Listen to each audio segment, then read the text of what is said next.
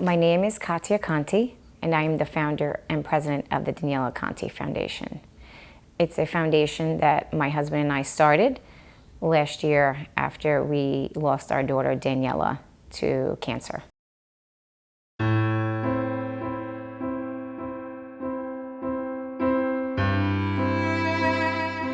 Daniela was a ray of sunshine. She's always smiling, always happy. She was a big sister. She was our oldest. She was amazing. She was a perfect little kid. It was back in October of 2016 when Daniela, just out of the blue, started complaining about bellyache. She kept saying, "Mommy, Mommy, my belly hurts, my belly hurts." I turned to my husband and I said, "This doesn't look good." And she just laid on the floor like a dead person, like she just couldn't get up. My husband says, "Danielle, where does it hurt?" Point to Daddy, where does it hurt? And she starts pointing to her belly. And my husband, who's in the medical field, with his bare hands felt her liver. And he said, "This does not look good." And I said, "What do you mean?" He said, "Her liver is enlarged." He's like, "We need to go to the emergency now." They immediately took tests. It took all night, obviously. PET scans, MRIs, everything. I was home back with my 3 other younger children. I didn't know what was going on at the time. Texted him, like, "What's going on?" And he said, "They're rushing us to Stony Brook now." And he said, "What do you mean?" He's like, the scans didn't look good. And he kind of knew at the time what was going on. He just didn't want to tell me and scare me because I was home with my 3 other kids. So they said, "You need to go to Stony Brook now in an ambulance." And I remember them pulling me into a very small conference room and they sat me down. I had my husband on the phone. He was on conference call and they said, "We're sorry to tell you, but your daughter has cancer." And I said, "What do you mean she has cancer?" I said, "You sure you have, the right child? This can't be my child." And they said, "No,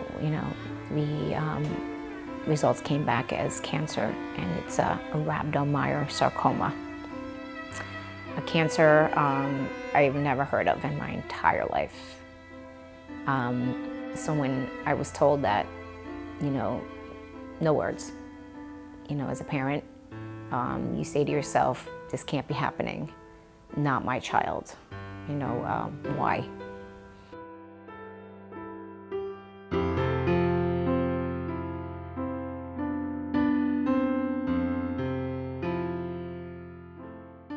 They discussed what treatment protocols we had to do to, we didn't know where to begin. So I was actually on the phone with my husband and I said, "What do we need to do now to save her life? Let's do this. What do we have to do?" You just go on parent mode and you just do what you have to do. You follow doctor's orders.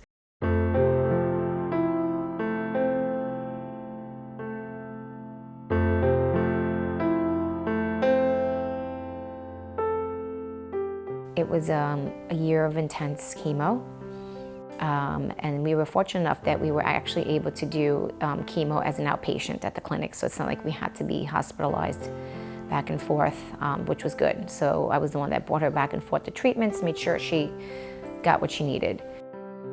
And that was all of 2017. She missed a whole year of kindergarten.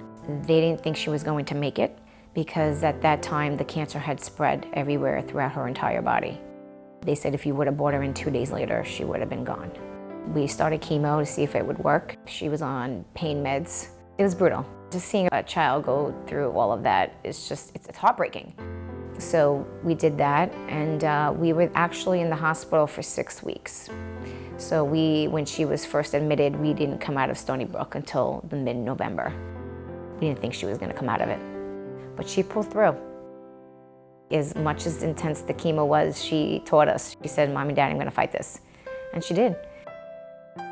We actually came home mid-November.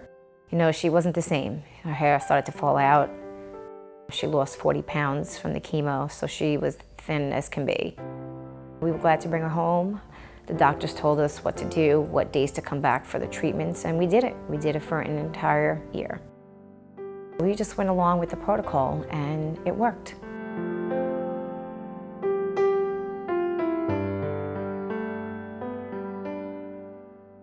November of 2017, we get MRI and PET scan results back. And I get a call from the doctors. And they said, "We're sorry to tell you this, but her cancer is back." And I said, "What do you mean her cancer is back?" And they said, "Her cancer is back, but it's worse than it was before." And I said, "What do you mean?" I said, "We just went through a whole year of treatments." I said, "Her scans were clear." They said, "We're sorry, it's back, but we have a plan." And the next steps were more chemo for relapsed rhabdomyosarcoma. But this time, she would have had to been hospitalized for the chemo because of the fluids that they would have had given her, the pre-meds, the steroids. So I said, let's do this. Let's do this again. We can beat this again. Telling a child that going back to the hospital was just, it was hard.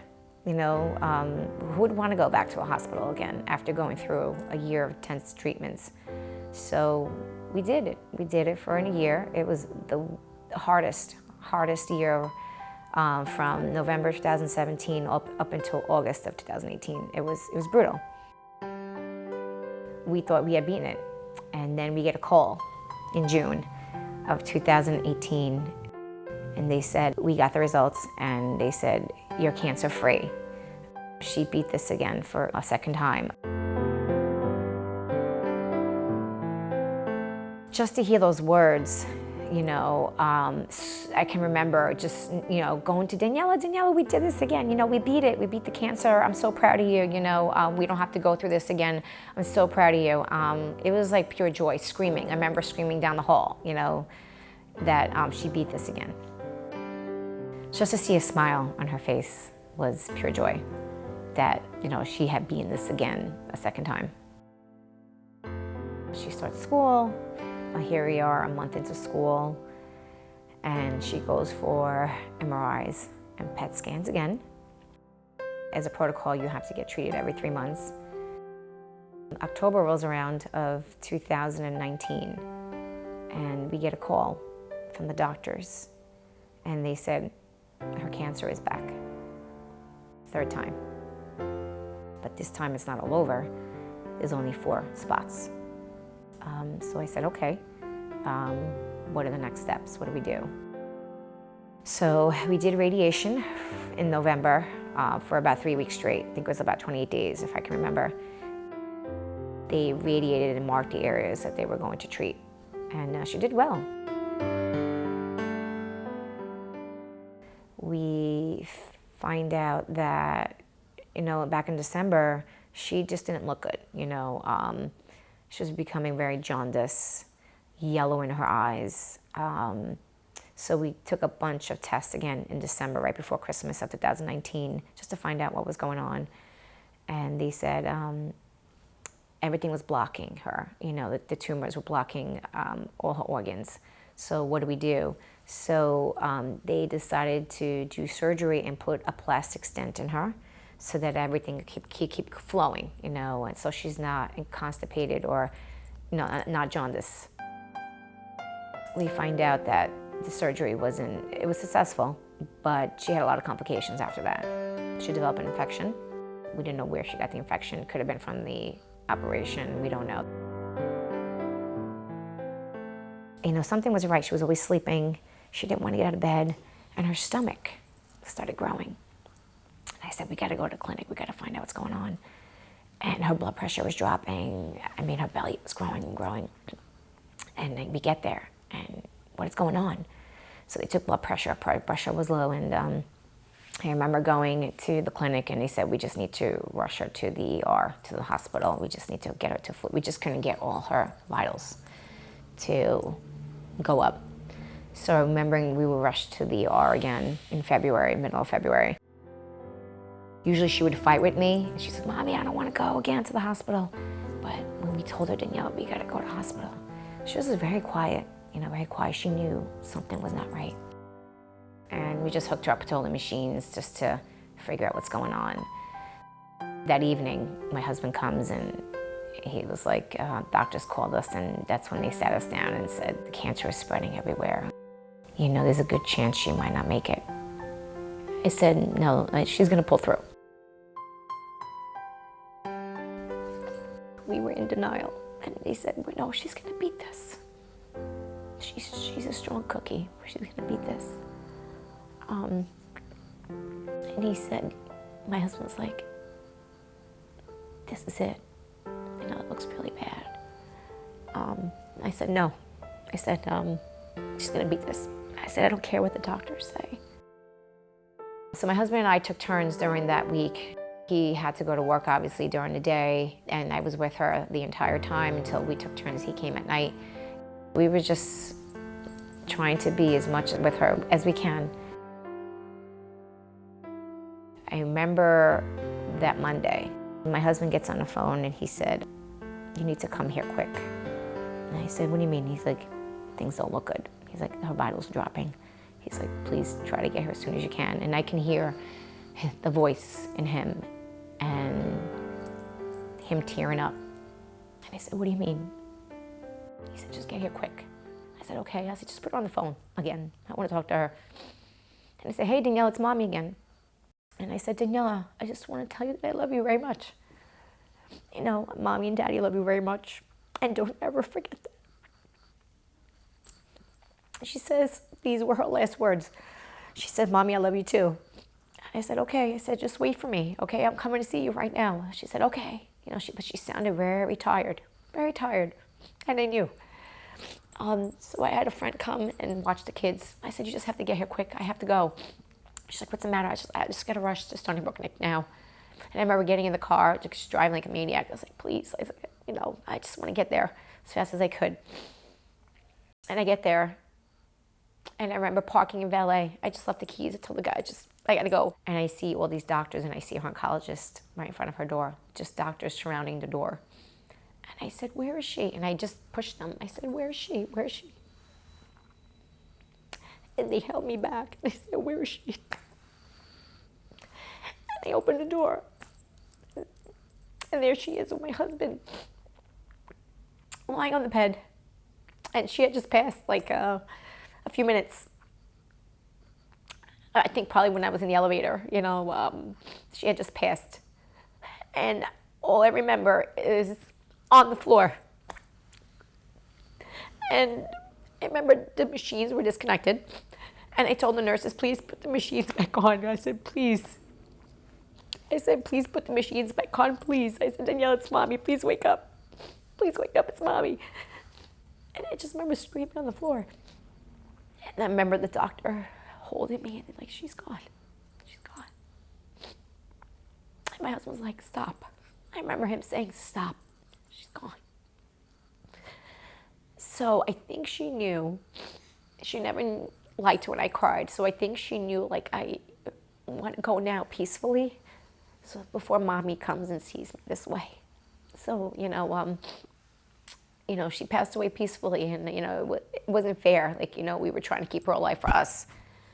But we knew that, she had to go. It was too much what she went through, As much as we wanted to keep her alive, there was nothing. There was nothing we can do. I remember I just wanted to be alone. I wanted to say so many things that I forgot to, just didn't want to say to her. And we just sat there, covered her in a nice blanket. I said, I love you. I'm so sorry. I said, I'm so sorry this happened to you.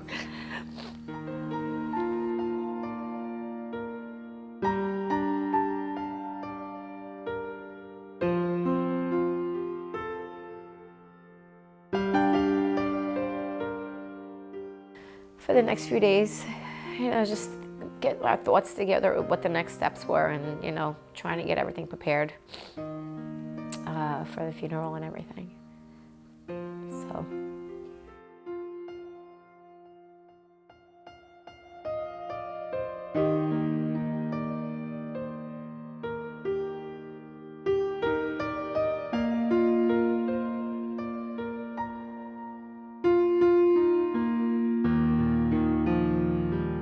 a couple, as a family. Usually you grieve for a year and then you start. But we actually went to work right away within 4 months of her passing. I wanted to bring awareness, much needed awareness, not only for rhabdomyosarcoma, but for all cancers, just to let people know that how underfunded childhood cancer is, and just to share her story. People needed to know that, there has to be better treatment options, better options than what Daniela had and deserved. Our mission now is to not only fund pediatric cancer research, specifically for rhabdomyosarcoma, but we also financially help local families here with kids of cancer. September is Childhood Cancer Awareness Month. I came up with this idea of doing a tree lighting ceremony where we would get these big gold bowls, and we honor not children that have passed from cancer, but also survivors and those that are still fighting on this special ribbon that we can hang on the tree in both town halls, Huntington and Smithtown, and just honor them. I feel like these children just need to be honored. We need to be a voice for them and advocate for them and just fight for them for better treatments for now and for future. So there's many ways people can help. You can volunteer at one of our events that we have throughout the year. You can fundraise for us. You can donate any amount, even $1 goes a long way. There's so many ideas that people can help in the community, even if it's spreading awareness, advocating for our children for better treatment options. We want people to know the facts and be aware.